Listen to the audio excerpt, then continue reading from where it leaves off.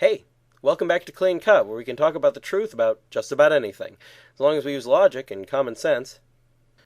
This season, we're looking at the church's calendar and the various seasons in it. Last time we looked at the Christmas season and the different ways to measure the length of what we call Christmas. Today, the season after Epiphany. Compared to Christmas, this will be easy to explain. There's a season that comes after the Christmas season and before Lent. This season, therefore, will start on either January 6th, for Catholics who attend the ordinary form of the Mass, or January 14th, for those who attend the traditional Latin Mass. For ordinary form Catholics, this isn't even a full season, just a part of one. That season is called Ordinary Time, and lasts at this point until Ash Wednesday. For those following the older traditions, the season is referred to as the time after Epiphany, and generally contains between 4 and 5 Sundays, depending on when Easter is that year.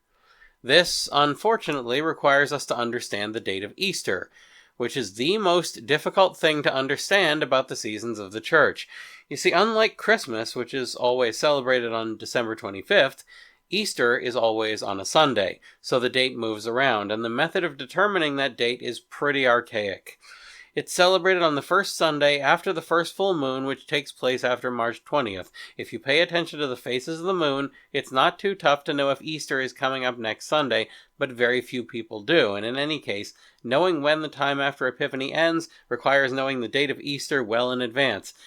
This means you need to do a calculation by comparing the lunar months with the solar year, and then figuring out the correct calendar date.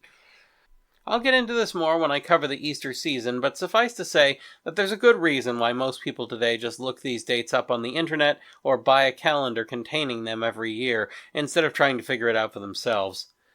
In any case, if you've got the date of Easter, count back 9 weeks before that and you should be at a Sunday. The previous day, Saturday, is the last day of the time after Epiphany. Because Easter moves around, so does this date, which means that sometimes there will be 5 Sundays after Epiphany, and other times you'll get 6.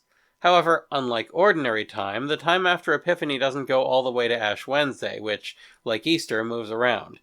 This is because the older calendar has another season right after the time after Epiphany and before Lent. Next time, what's the season of Septuagesima? That's all for now, so keep asking questions, and thanks for watching.